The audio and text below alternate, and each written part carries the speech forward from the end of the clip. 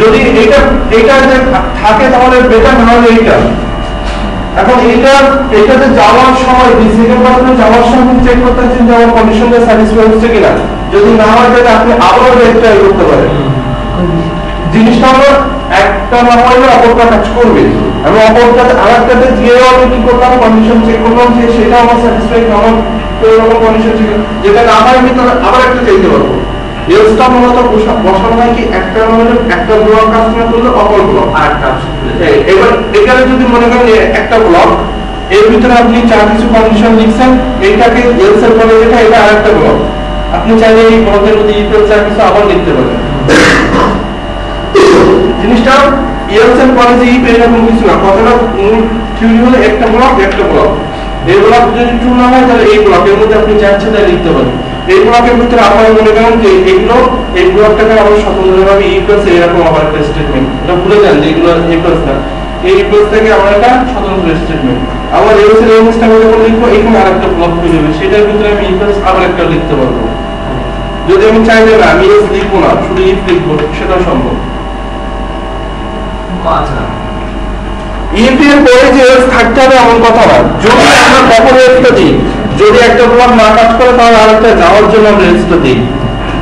যাতে ইফ এর পরে এই কন্ডিশনের পরে যে এখানে এলস থাকতে হবে সব সময়, সেটা কিন্তু কোনো ইয়ে নাই। রাইট।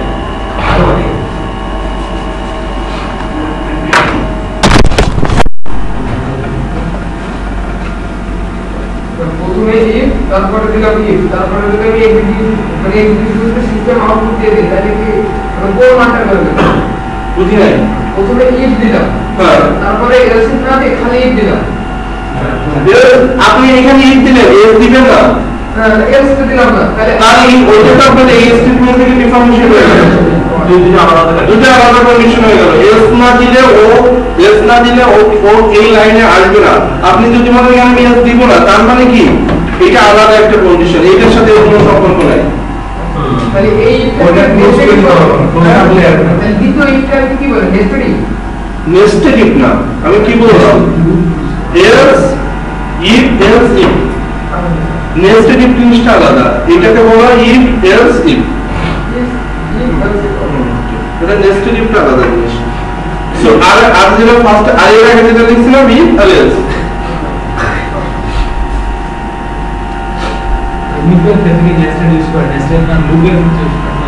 আপনি ইচ্ছা করলে সব ক্ষেত্রে নেস্টেড ইউজ করা যায়। আপনি যদি মনে করেন যে আপনি যদি আমি নেস্টেড আমি এরকম লিখি, আমি একটা কন্ডিশন আগে দিন লিখছিলাম এন্ড কন্ডিশনটা কি, আমি বলছিলাম যে মার্ক কত থেকে 80 টু 100। সো একজন মার্ক পাইছে কত, 90 হলে তো ধরেন 88, সরি এখানে 90 দিই, 100 দিলে একটু বেশি হচ্ছে, 90 দিলাম। এখন 88 আমি চেক করলাম ইফ মার্ক হলো কত থেকে বড় হতে হবে, 80 থেকে বড় হতে হবে। ওকে, 80 থেকে বড় হলে আমি বলছিলাম 90 থেকে ছোট হয়ে যাবে, 90 বেশি মানতে পারবো না। আমার থিওরিতে আমি 90 বেশি পাইলে কোনো কিছু প্রিন্ট করবো না, আমি প্রিন্ট করবো যদি 80 টা 90 মধ্যে হয়।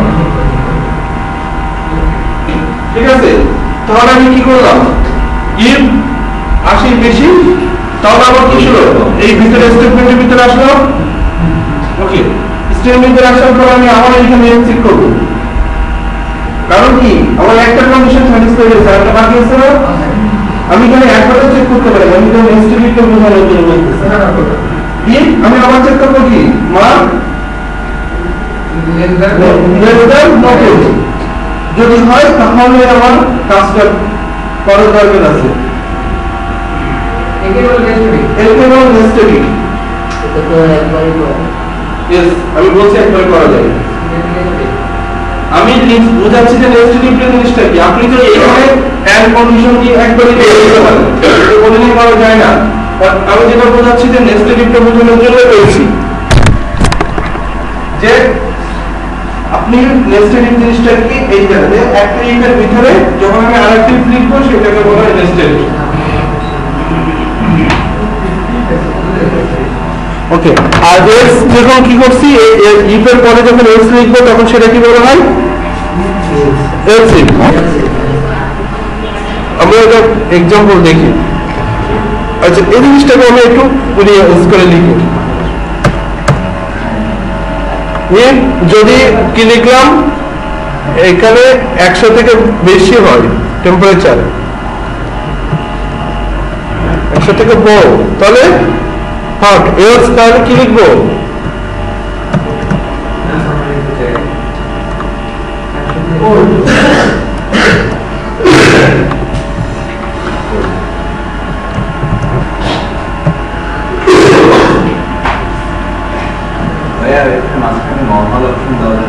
বুঝে আমি কিছু আরেকটা অপশন বাড়াবো, আমি নর্মাল মানে এটা নরমাল দেওয়ার জন্য দেখেন আমি আগে এলসটা বুঝুন আপনার সিচুয়েশনে যাচ্ছি আমি। দেখেন এটা তাহলে আমার যদি এটা লিখি তাহলে আমার কি হবে 100 থেকে বড় আসে যখন হট প্রিন্ট হবে। আমি যদি এটা 90 করে দিই তাহলে কি হবে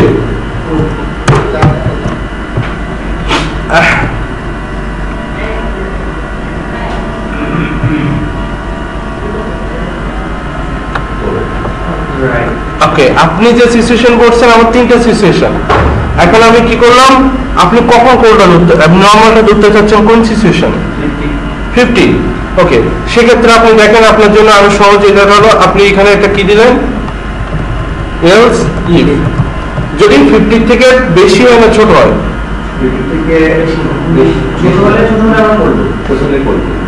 50 থেকে বেশি।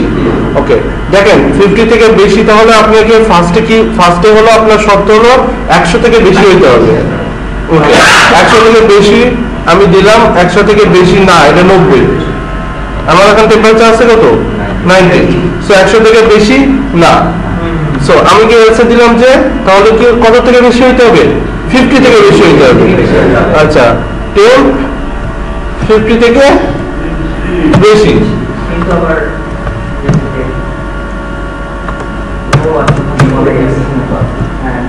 So temp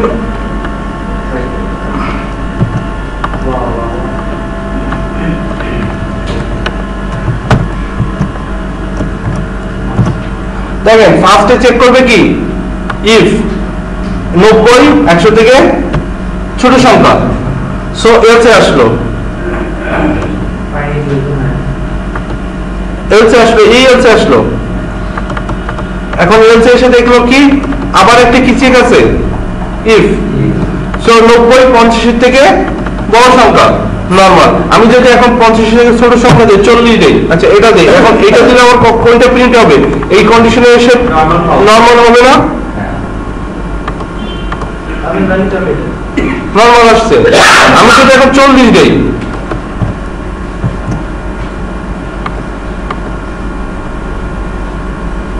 কারণ কি এই টেম্পারেচার শেষে নরমাল থাকতেছে না, তখন কি আছে এর এই ইফের এলস কোনটা, এই ইফের এলস কিন্তু এইটা, এইটা এই জিনিসটা কিন্তু আলাদা দুইটা ব্লক। এলস মানে কি উপরে একটা ব্লক নিচে একটা ব্লক, এই ইফটার মানে কি একটা ব্লক, ভালো করে বুঝেন, এই একটা ব্লক, আর এলস দাও তার মানে কি নিচে এই একটা ব্লক। ওকে, তাহলে আপনার এই নিচের ব্লকে আমার আরেকটা কি আছে ইফ আছে।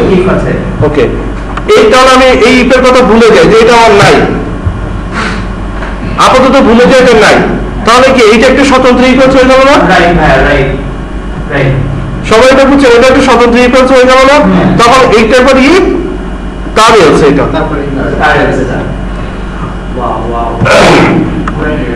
সো এইটাকে বুঝাই আমি কি বুঝালাম, এটা ইফ, তাহলে যদি এইটা কন্ডিশন না হয় তাহলে তার কি করবে এলস করবে। আপনি চাইলে এখানে আবার একটা কন্ডিশন দিতে পারেন, দিলে এই এলসটা ওই ইফটা না হলে তার এলস, এটা